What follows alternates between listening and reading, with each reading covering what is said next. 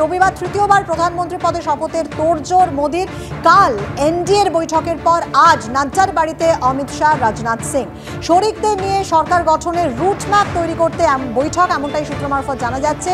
নীতিশ নাইডুর সমর্থন নিয়ে তৃতীয়বার সরকার গঠনের পথে নরেন্দ্র মোদী।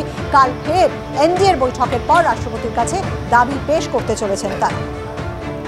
কথা বলবো আমাদের প্রতিনিধি দীপক ঘোষের সঙ্গে, সরাসরি চলে যাচ্ছে দীপকের কাছে। দীপক, যেমন দেখছি আমরা যে একদিকে এনডিএ শিবির, অন্যদিকে ইন্ডিয়া শিবির, নানা জল্পনা, নানা সমীকরণ, তার মধ্যেই তৃতীয়বারের জন্য প্রধানমন্ত্রী পদে শপথ নেওয়ার জন্য রবিবার দিনটাকেই কি স্থির করা হলো এবং একের পর এক যে বৈঠক হচ্ছে এনডিএর, কি খবর রয়েছে তোমার কাছে?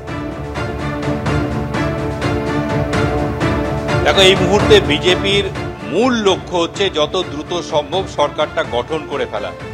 কারণ ক্ষমতায় থাকা আর না থাকা দুটোর মধ্যে আকাশ পাতাল পার্থক্য।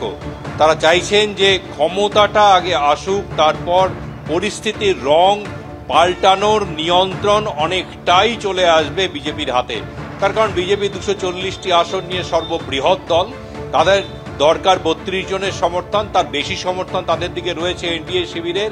চন্দ্রবাবু নাইডু এবং নীতিশ কুমার, এদের রাজনৈতিক অবস্থান কি সেটা যেমন সারা ভারতবর্ষের সমস্ত রাজনীতিবিদ জানেন, জনগণও জানে সেটা নিয়ে।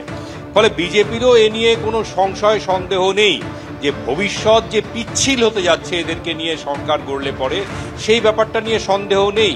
সুতরাং তার সন্দেহ নিরসন করার জন্য যে প্রক্রিয়াগুলো দরকার, সেই প্রক্রিয়াগুলো বিজেপি রাজনৈতিক দল হিসেবে আগামী দিনে করবে তেমনও ইঙ্গিত পাওয়া যাচ্ছে। ইতিমধ্যে আমরা জানি যে 8 জন নির্দল সাংসদ তারা যোগাযোগের মধ্যে রয়েছেন বিজেপির, তারা যে কোনো মুহূর্তে বিজেপির সঙ্গে যোগদান করতে পারেন।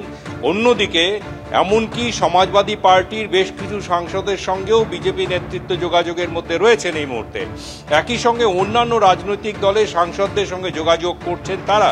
সুতরাং কে বলতে পারে না, বিজেপি নেতৃত্বের একাংশই বলছেন যে কে বলতে পারে না আগামী দিনে এই সংখ্যাটা কোথা থেকে কোথায় গিয়ে দাঁড়াবে, পরিস্থিতি কোথায় গিয়ে দাঁড়াবে। তার কারণ মূল বিষয়টা হচ্ছে ক্ষমতা হাতে আছে কিনা, সরকার হাতে আছে কিনা। সুতরাং এই মুহূর্তে এটা তাদের কাছে আলোচনার বিষয়ই নয় যে নীতিশ কুমারের রাজনৈতিক অবস্থান কি বা চন্দ্রবাবু নাইডুর রাজনৈতিক অবস্থান কি, সেগুলো তাদের নয়।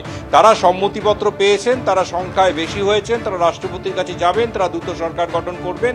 তারপর ভবিষ্যৎ পরিকল্পনা তৈরি হবে যে এই যে সরকারটা, যেই সরকারটাকে আপাত দৃষ্টিতে অনিশ্চিত ভবিষ্যৎ নিয়ে পথ চলা শুরু করছে বলে মনে করা হচ্ছে, তার ভবিষ্যৎ কি সত্যি অনিশ্চিত থাকবে নাকি তাকে নিশ্চয়তার মধ্যে নিয়ে আসা যাবে, সেই প্রক্রিয়াগুলোও শুরু করতে চাইছেন তারা।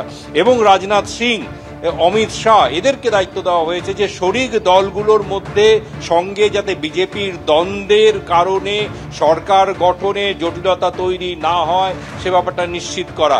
রাজনাথ সিং ও অমিত শাহ সে কারণেই শরিকদের সঙ্গে কথা বলছেন, বিভিন্ন মন্ত্রক দপ্তর নিয়ে যাতে দাবি দেওয়া রয়েছে সেই দাবি দেওয়াগুলোর নিষ্পত্তি করে একটা ভারসাম্য রক্ষা করা যায়, কোনো দ্বন্দ্ব প্রকাশ্যে না আসে, কোনো তিক্ততা তৈরি না হয়, সরকার গঠনের পথ মসৃণ করা যায়। এ কারণেই দলগতভাবে দল যেমন তার কাজ করছে, তেমন সরকারের অংশ হিসেবে রাজনাথ সিং এবং অমিত শাহ এই যে এনডিএ শীর্ষ নেতৃত্ব, এনডিএ যে শরিক দলগুলোর নেতৃত্ব রয়েছে তাদের সঙ্গে প্রতিনিয়ত কথা বলে একটা সমাধান সূত্র খুঁজে সরকার গঠনের পথ মসৃণ করার দিকে এগোচ্ছেন তারা এখন। একেবারে দীপক, এবং সেদিকে অবশ্যই আমাদের নজর থাকবে কোন দিকে এই সমীকরণ। একদিকে ইন্ডিয়া জোটে একটা জল্পনা তৈরি হয়েছে, অন্যদিকে তৎপর যথেষ্টভাবেই এনডিএ শিবির।